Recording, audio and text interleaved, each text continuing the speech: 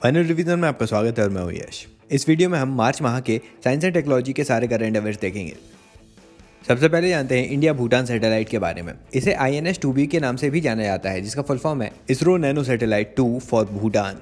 इसे थिम्पू में बनाया गया था और इसरो के द्वारा PSLV C-54 रॉकेट के पेलोड के रूप में 26 नवंबर 2022 को लॉन्च किया गया। दोनों कंट्रीज के साइंटिस्ट ने मिलकर इसे डेवलप किया था। इसमें एक nano MX multi spectral optical imager लगा हुआ है जो हाई रिजोल्यूशन की इमेज देगा ताकि भूटान अपने नेचुरल रिसोर्सेज को अच्छे से मैनेज कर पाए। इसे इंडिया के स्पेस एप्लीकेशन सेंटर ने डेवलप किया है। इसका दूसरा भाग है automatic packet reporting system APRS repeater. ये रेडियो कम्युनिकेशन के माध्यम से रियल टाइम इंफॉर्मेशन प्रोवाइड करेगा। इसे डेवलप किया है jointly department of information technology and telecom Bhutan ने इसरो के UR राव सैटेलाइट सेंटर के साथ मिलकर। आगे है मत्स्य 6000। तो हाल ही में समुद्रयान मिशन के तहत एक ऐसा समर्सिबल व्हीकल तैयार किया जा रहा है जिसमें मनुष्य 6000 मीटर की गहराई तक जाकर वहां के रिसोर्स को एक्सप्लोर करेगा, वहां पर अध्ययन करेगा, वेरियस रेयर अर्थ मेटल की खोज भी करेगा, जैसे निकल, manganese, cobalt, polymetallic manganese nodules, methane hydrate, hydrothermal sulphide, cobalt crust आदि। अब यहाँ पर मत्स्य 6000 को national institute of ocean technology NIOT के द्वारा डेवलप और डिज़ाइन किया गया है और जिसे स्पॉन्सर किया है मिनिस्ट्री ऑफ अर्थ साइंस ने। अब ये मत्स्य 6000 नॉर्मल ऑपरेशन में 12 घंटे तक और इमरजेंसी की सिचुएशन में 96 घंटे तक पानी के अंदर रह सकता है विथ ह्यूमन सेफ्टी।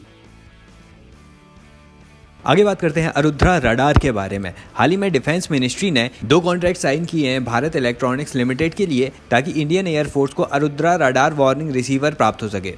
ये जो आरुद्रा रडार है ये 4D rotating multi function phased अरे रडार है।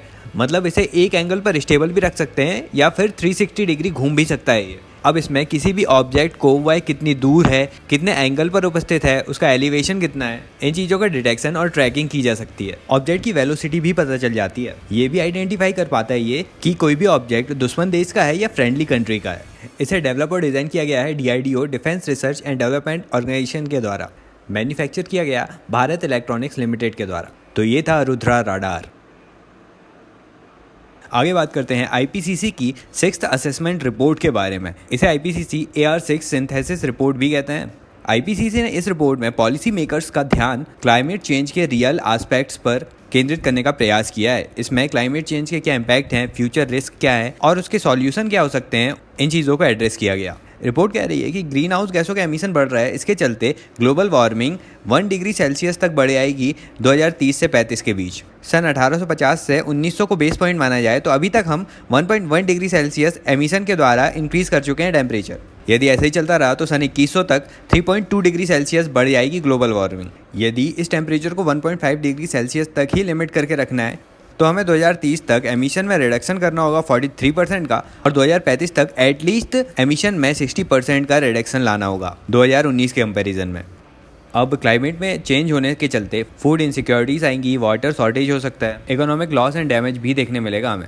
इससे बचने के लिए क्लाइमेट रेजिलिएंट डेवलपमेंट करना होगा, क्लीन एनर्जी पर फोकस करना होगा, सस्टेनेबल डेवलपमेंट गोल्स पर भी फोकस करना होगा। साथ ही टेक्नोलॉजी के माध्यम से एयर क्वालिटी को इम्प्रूव करना, एम्प्लॉयमेंट जनरेट करना, अपॉर्चुनिटीज, हेल्थ केयर आदि को बूस्ट किया जाना भी जरूरी है। आगे है एग्जोस्टोमा धृतियाई। ये एक कैटफिश की स्पीसीज है। इसका नाम जियोलॉजिकल सर्वे ऑफ इंडिया की पहली डायरेक्टर धृति बैनर्जी के नाम पर दिया गया है। अब कैटफिश की यह एग्जोस्टोमा धृतियाई स्पीसीज अरुणाचल प्रदेश में देखने मिली है। कैटफिश सामान्यतः फ्रेश वाटर में मिलती है। इसकी लगभग 2000 स्पीसीज मौजूद हैं। कुछ सॉल्ट वाटर स्पीसीज भी हैं। ये नॉक्टर्नल्स होते हैं। अब ये जो एग्जोस्टोमा धृतियाई है इसे अरुणाचल प्रदेश के ट्राइब्स के द्वारा नगोरांग कहा जाता है।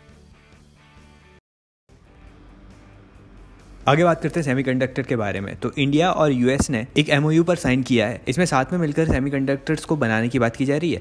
US डिपार्टमेंट ऑफ कॉमर्स और इंडिया से ministry of electronics, information and technology तथा मिनिस्ट्री ऑफ कॉमर्स इसमें पार्टिसिपेट कर रहे हैं।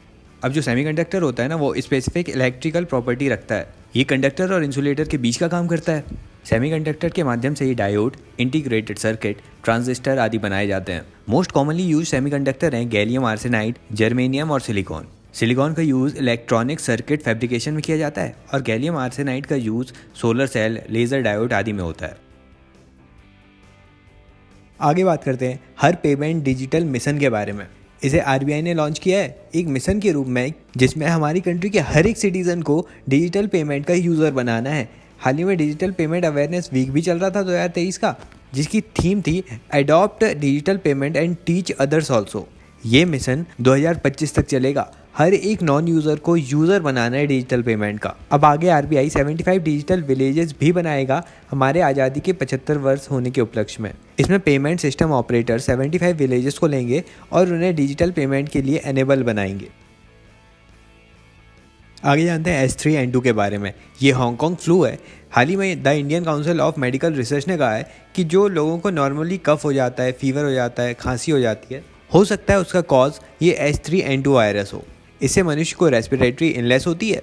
ये इन्फ्लुएंजा ए वायरस का सब टाइप है, जिसे 1968 में डिस्कवर किया गया था। ये उतना डेडली वायरस नहीं है। आगे जानते हैं अब्र वेपन सिस्टम के बारे में। ये medium range surface to air missile है। इसे इंडियन नेवी ने सक्सेसफुली टेस्ट फायर किया। ये high response, quick reaction, vertically launch supersonic missile है, जिसकी स्पीड साउंड की स्पीड से भी ज़्यादा होती है। इसकी रेंज 70 किलोमीटर्स की है। ये missile aircraft, guided bomb, helicopter आदि को डिस्ट्रॉय कर सकती है। अब इसे डेवलप किया है जॉइंटली मिलकर DRDO और इजरायली एरोस्पेस इंडस्ट्री तथा प्रोड्यूस किया है भारत डायनेमिक्स लिमिटेड ने। इंडियन आर्मी, इंडियन नेवी और एयरफोर्स तीनों वेरिएंट्स में इसे यूज़ किया जाएगा। आगे जानते हैं बंडीकूट रोबोट के बारे में। केरल इंडिया का पहला स्टेट बना है जो मैनहोल्स को क्लीन करने के लिए रोबोटिक टेक्नोलॉजी बंडीकूट का यूज़ कर रहा है। केरला वाटर अथॉरिटी के द्वारा इसे लॉन्च किया गया था गुरुवयूर सीवरेज प्रोजेक्ट के तहत केरल के थिरसूर डिस्ट्रिक्ट में।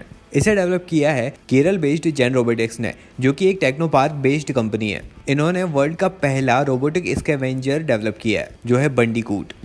ये बंडीकूट नाम ना एक जीव के नाम पर पड़ा है, जो ऑस्ट्रेलिया और न्यू गिनी रीजन में पाया जाता है। चूहे जैसा दिखने वाला ये जीव टेरेस्ट्रियल नॉक्टर्नल मार्सुपियल ओमनीवोरस है और डिगिंग का काम, खुदाई का काम बहुत तेज़ी से करता है। ये शार्प क्लॉस होते हैं इसके। इसी के नाम पर रोबोट बंडीकूट का नाम रखा गया। आगे है पिंक बॉल वॉर्म।